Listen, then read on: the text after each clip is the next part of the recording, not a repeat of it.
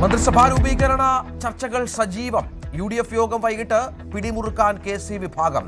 5 മന്ത്രിമാർ വേണമെന്ന് league, 2-ലുറച്ച് Joseph group.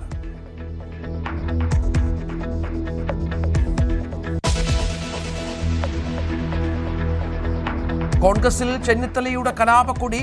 ആഭ്യന്തരമന്ത്രി സ്ഥാനം വേണമെന്ന് ഉറച്ച നിലപാട്. MLA സ്ഥാനം രാജിവെക്കുന്ന അടക്കമുള്ള കടുത്ത നടപടികൾ ആലോചനയിൽ. ചെന്നിത്തലയുമായി കൂടിക്കാഴ്ച നടത്തി സതീശൻ.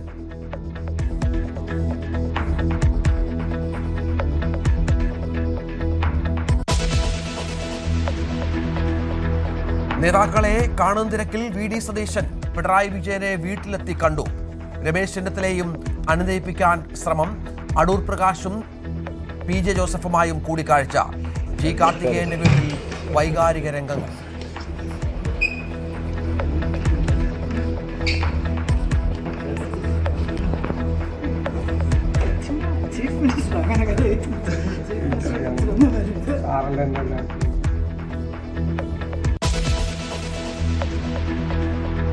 പ്രതിപക്ഷ ഉപനേതാവ് പദവിയിൽ CPM-CPI തർക്കം. ഇന്ന് നിലപാടറിയിക്കാൻ CPM. ക്രിയാത്മക പ്രതിപക്ഷമായി പ്രവർത്തിക്കുമെന്ന് MV ഗോവിന്ദൻ. സത്യപ്രതിജ്ഞയിൽ പങ്കെടുക്കാനും തീരുമാനം.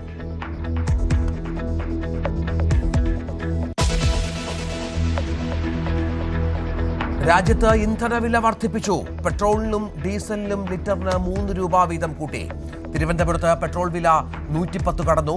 ഡീസൽ വില 99.63 ബുദ്ധിമുട്ടാണ്. ഇപ്പോഴേ ബുദ്ധിമുട്ടാണ്.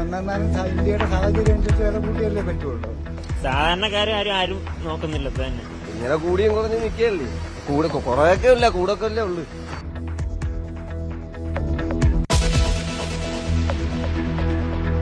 നീറ്റ് പുനഃപരീക്ഷ ജൂൺ 21-ന്. പുതുതായി രജിസ്ട്രേഷനോ ഫീസോ വേണ്ട. അടുത്ത വർഷം മുതൽ പരീക്ഷ ഓൺലൈനിൽ. ചോദ്യപേപ്പർ ചോർച്ചയിൽ അന്വേഷണം തുടരുന്നു. കേരളത്തിലെ ഒരു വിദ്യാർത്ഥിയിൽ നിന്നും CBI വിവരങ്ങൾ തേടി.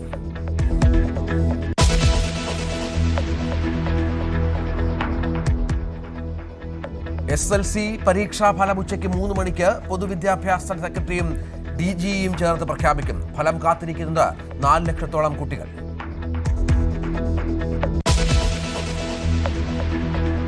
കനത്ത മഴയിൽ കർണാടകയിലെ വിജയപുരയിൽ 4 മരണം. UPയിൽ മഴക്കെടുതിയിൽ മരണം 111 പിന്നിട്ടു. പ്രയാഗ്രാജ് ജില്ലയിൽ മാത്രം 22 മരണം. ശക്തമായ ഇടിമിന്നലും കാറ്റും തുടരുന്നു.